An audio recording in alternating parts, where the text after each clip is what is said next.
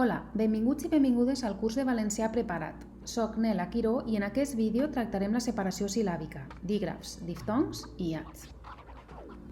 Abans de tot, m'agradaria situar la importància d'aquest tema.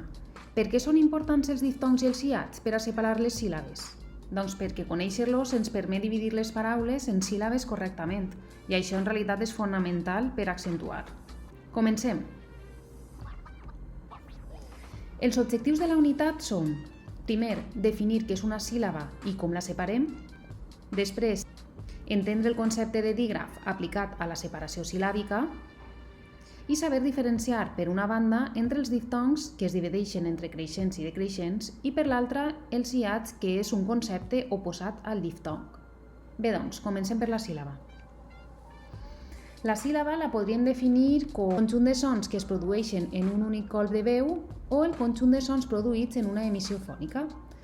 Podem afirmar que en cada paraula hi ha tantes síl·labes com vocals. Segons el nombre de síl·labes, les paraules es poden classificar en dos grans grups. Per una banda, les monosil·làbiques i per l'altra banda, les polisil·làbiques. Les monosil·làbiques, com bé indica la paraula, serien aquelles que solament tenen una síl·laba, com mar, pa, la.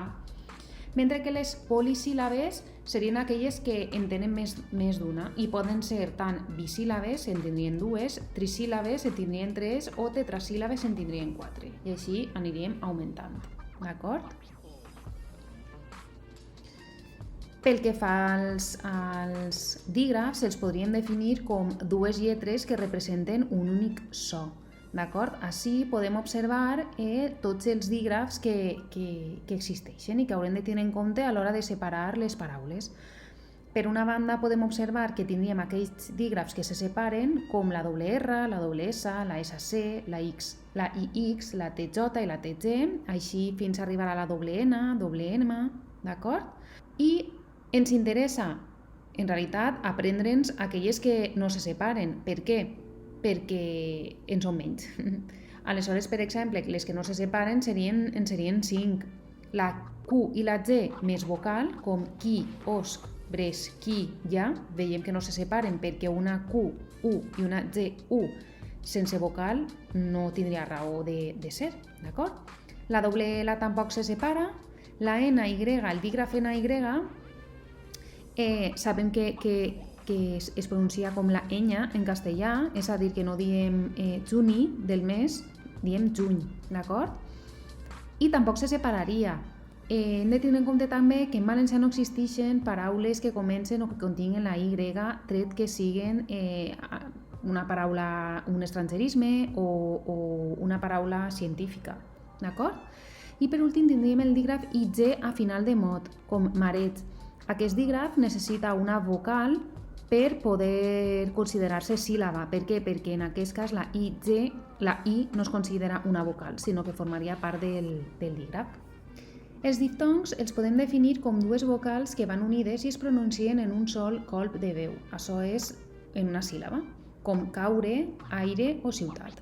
Però hem de tenir en compte que aquesta mateixa definició de dues vocals que van unides no significa que siguin qualsevol vocal combinada, d'acord? Els diftongs es divideixen entre decreixents i creixents. Primer veurem els decreixents. Els decreixents són aquells que combinen la vocal, la A, la E, la I, la O i la U més una I. O la A, la E, la I, la O i la U més una U. Això per què és? Perquè tant la I com la U poden funcionar com a semivocal, semiconsonant o consonant, que després dels diftongs explicarem. En aquest cas dels diftongs funcionarien com una semivocal, ja que va darrere de la vocal nuclear, d'acord? Per tant, tindríem en AI és glai o desmai i veiem que la A i la I es mantenen unides perquè són un diftong decreixent. Igualment en remei i així observem el diftong II, que en realitat en valencià no existeix una paraula que la continga, tret que siga un prefix, no? Com antiinflamatori, però ja seria la unió d'un prefix en una paraula. Us he volgut posar un exemple de musti, que és una paraula mallorquina, perquè veieu que en realitat en el domini lingüístic sí que hi ha paraules que continguen la doble I. Després tindríem la O i la I com asteroide, que no se separaria, o alcoi. I la U i la I com cuinar o buidar. La I i la U com allau o paraula, la EU com adeu o aneu, també passaria en colliu o en nou i bou, d'acord? Totes aquestes hem de recordar que són diftongs decreixents i perquè, per tant, la mateixa definició dels diftongs fa que no se separen. I per últim tindríem la combinació de dos U's. De la paraula podem tindre la paraula llu o du.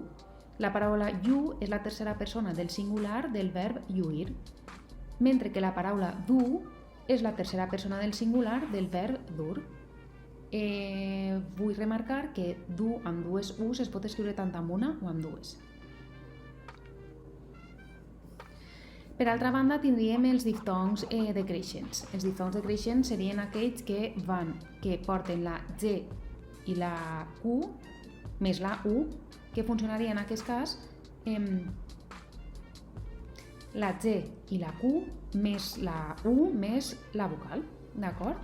Què ens interessa sí? Com la U hem dit i la I que funcionen com a semivocal, semiconsonant o consonant, el que volem és que sone, d'acord? Aleshores en qua i en gua sí que sona, no? Diem quaresma i no caresma, i diem aguantar i llengua.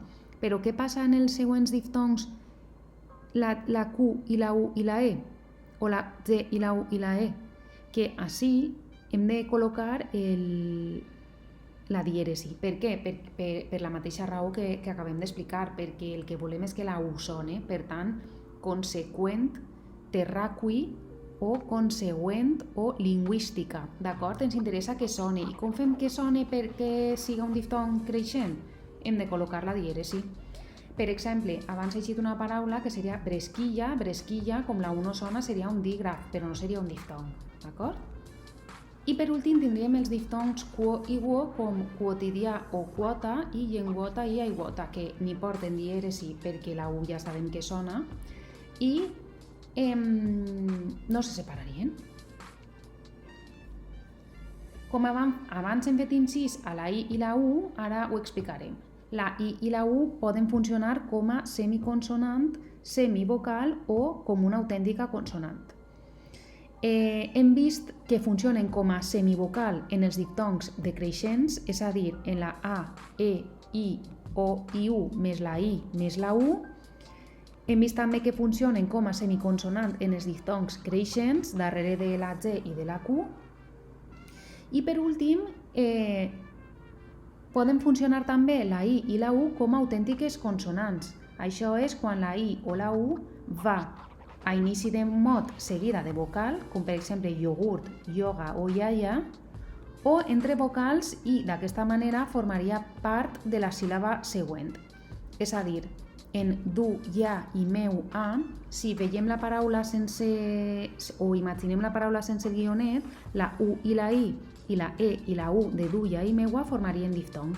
Però aquesta regla diu que si una I o una U va entre vocals, a l'hora de separar-les sil·làbicament trencaria el diftong i passaria a formar part de la síl·laba següent.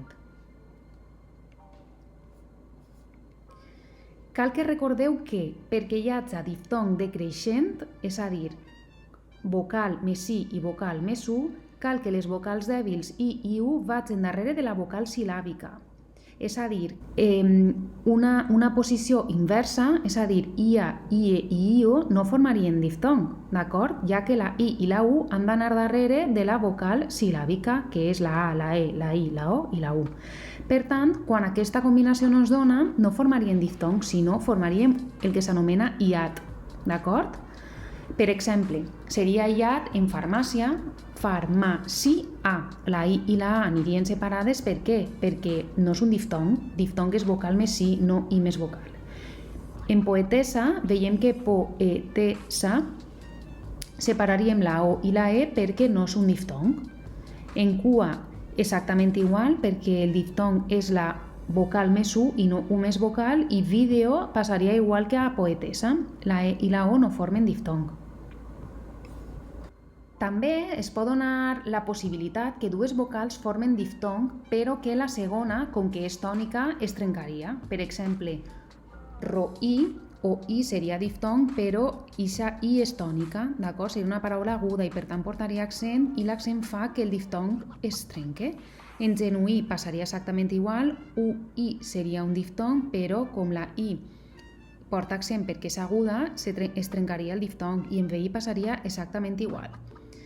I per acabar trobem els triftongs. Els triftongs és la unió de tres vocals resultat de la combinació d'un diftong creixent i un de decreixent.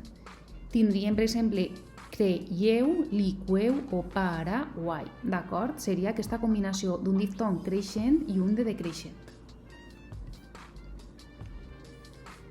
Bé, ja hem acabat l'explicació de la separació sil·làbica i per finalitzar, si has arribat fins ací, moltes gràcies per seguir el vídeo i si vols continuar millorant i vols preparar-te de manera gratuïta per als exàmens del C1 i el C2 de la Junta, Escola Oficial d'Idiomes i SIA Cova, dona un m'agrada al vídeo i no t'oblides de subscriure't. Així podràs rebre les notificacions quan pugem nous vídeos. Ah, i si tens qüestions, et llegim als comentaris. Fins el proper vídeo. Adeu!